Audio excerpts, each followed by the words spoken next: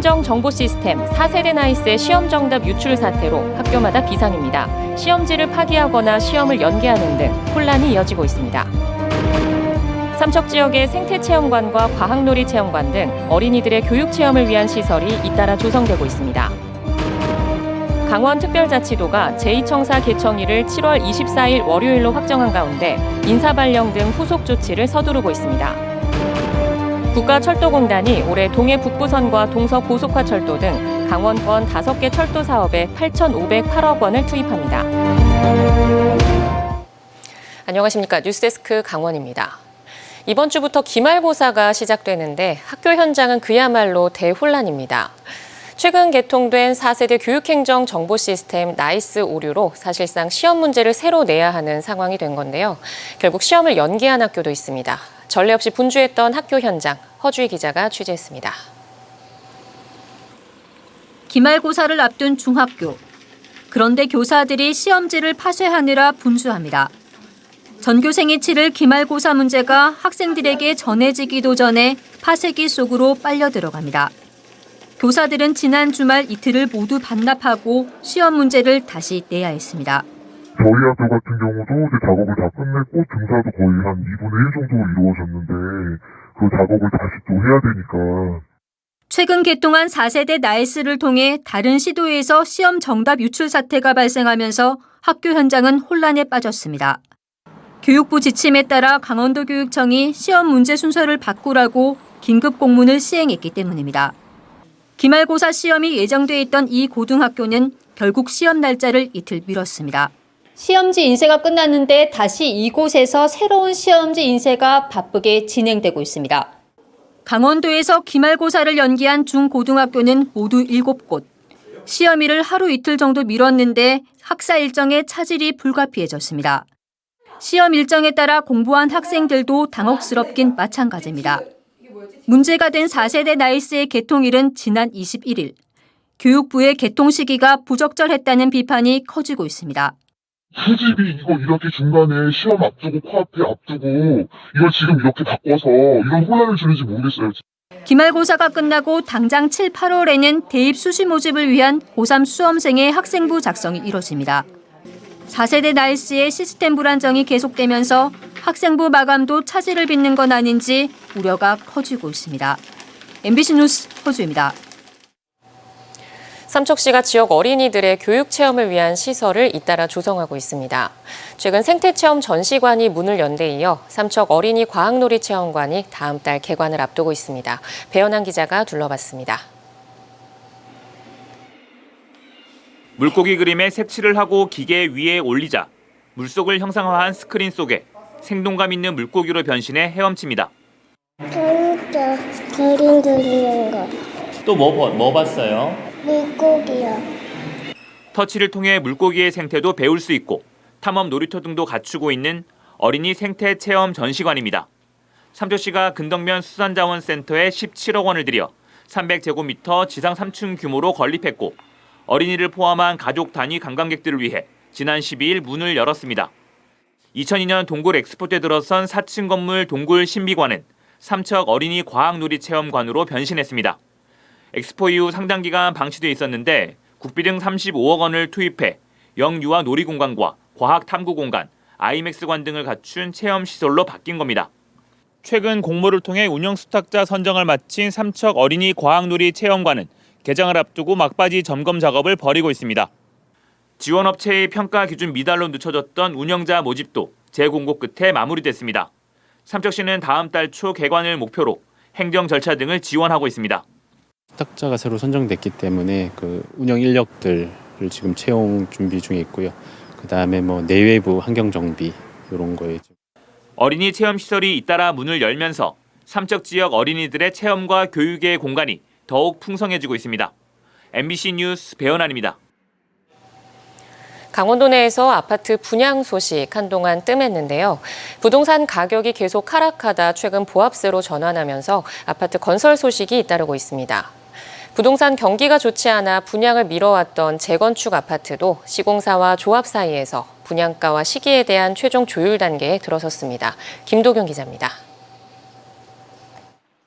1039세대 규모의 재건축 아파트가 들어설 소양로 2가의 공사 현장. 주차장 역할을 할 지하 3층까지는 제법 건물의 모습을 갖췄습니다. 지난해 말 분양을 예고하면서 견본주택도 모두 지었고 건축 공정률은 10%까지 올라왔습니다. 지난해 10월 착공에 들어갔지만 미분양 우려가 커지자 분양 시기는 계속 늦춰졌습니다. 재건축조합은 최근 부동산 시장에 활기가 되살아났다고 보고 일반 분양 855세대 공급 계획을 곧 공개하겠다고 밝혔습니다. 일반 분양가하고 시기 그것만 조정만 끝나면 인허가 관계는 완벽하게 다 끝난 상태입니다. 삼천동에도 아파트 공급이 예고됐습니다. 874세대 규모로 들어섰는데 분양에 필요한 행정 절차도 대부분 끝났습니다. 7월 초 견본주택을 공개하고 분양을 시작한다는 계획입니다. 지난해 7월 이후 잠잠했던 아파트 분양 시장에서 대단지 아파트 공급 소식이 들려오기 시작한 이유는 부동산 경기 불황 탈출 기대감 때문입니다. 아파트 거래량은 지난해의 절반 수준이지만 지난해 7월부터 줄곧 하락했던 춘천 지역 아파트 매매 가격 지수는 하락폭이 점점 줄어들다가 2주 연속 보합세를 보이고 있습니다. 전문가들은 기준금리 상승 여지도 남아있고 장기간 경기 침체도 예상되는 만큼 상승세 전환을 예단해서는 안 된다고 설명합니다.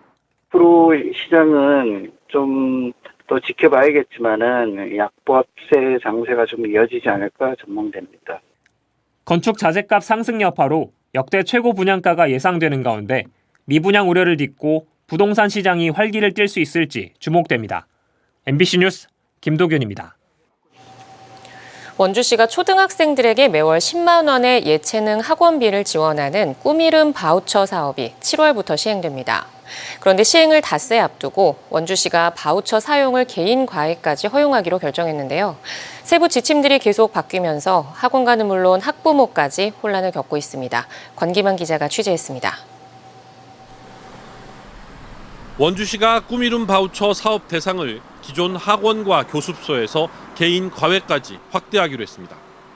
개인 과외를 받던 학생들이 바우처 혜택을 받기 위해 학원이나 교습소로 옮기면서 발생하는 교육과정 단절과 과외 교사들의 피해를 최소화하기 위한 조치라는 게 원주시 설명입니다.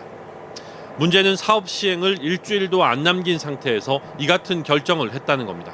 일부 학부모들은 꿈이름 바우처를 사용하기 위해 기존 과외 수업을 학원으로 바꾸거나 학원 일정을 조정한 경우도 적지 않은데 갑자기 과외까지도 허용한다고 하니 황당하다는 반응입니다. 전 초등학생 3명이 있어요. 바우처 준다니까 애들 학원비 좀 줄여보려고 과외도 빼고 학원으로 바꿨는데 갑자기 과외도 된다고 하니까 황당하죠. 당장 다음부터 시작인데.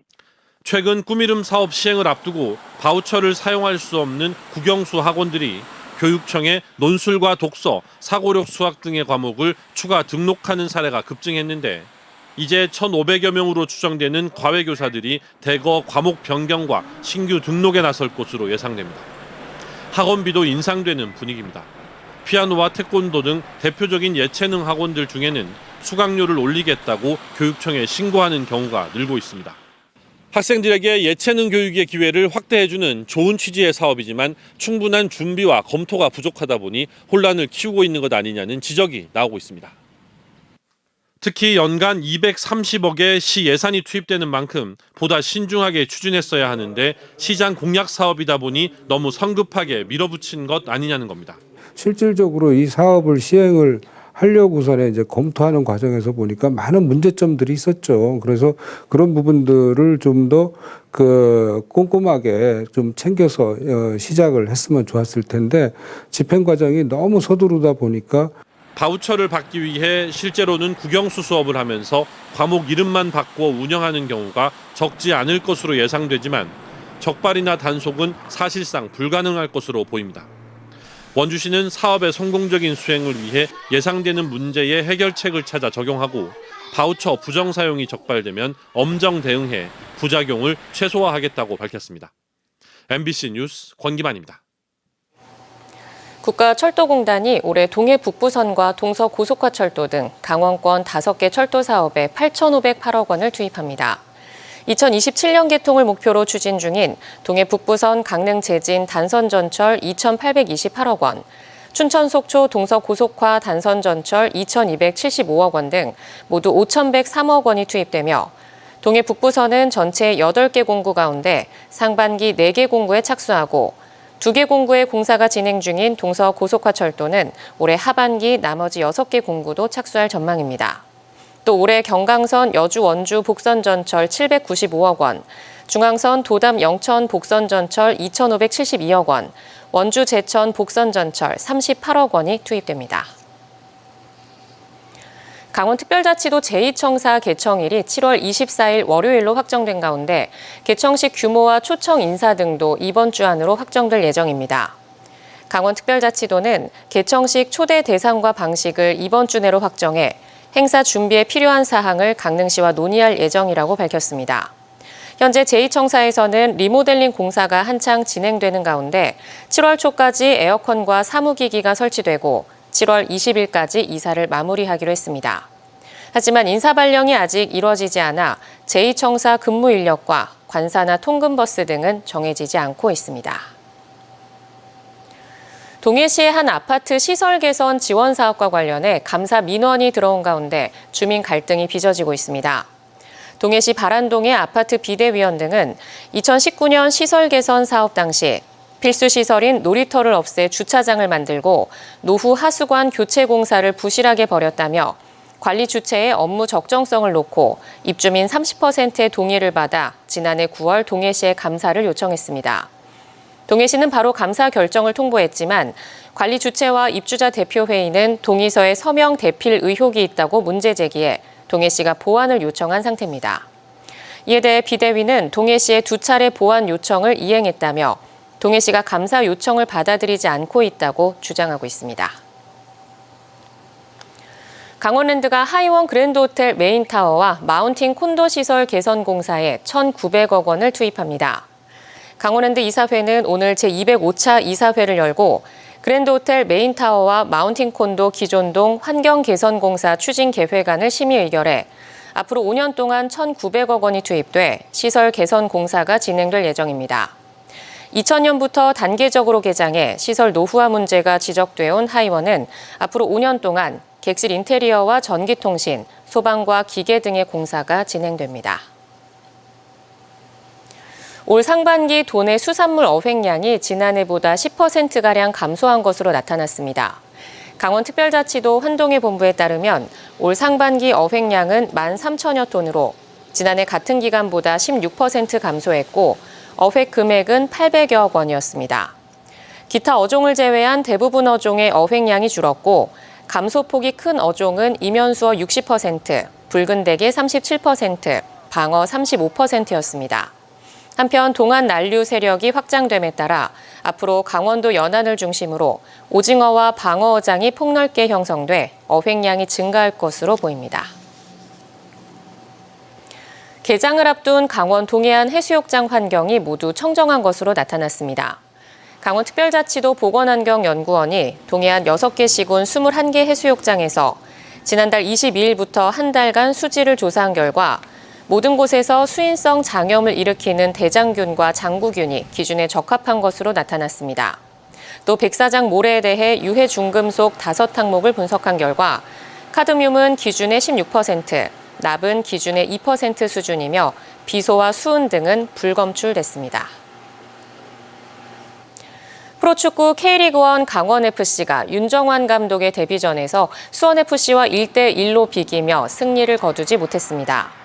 강원은 어제 수원 종합운동장에서 열린 K리그1 19라운드에서 전반 25분 이정협의 헤더골로 앞서갔지만 후반 21분 수원 라스의 동점골을 내줘 1대1로 비겼습니다.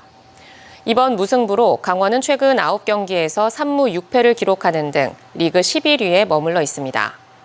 한편 강원은 오는 28일 포항 스틸러스와 대한축구협회 FA컵 8강전을 원정 경기로 치릅니다. 지난해 12월 강릉에서 발생한 급발진 의심 사고의 손해배상 청구 소송 2번째 변론기일을 앞두고 원고인 유가족 측이 최근 판례를 들며 급발진을 주장했습니다.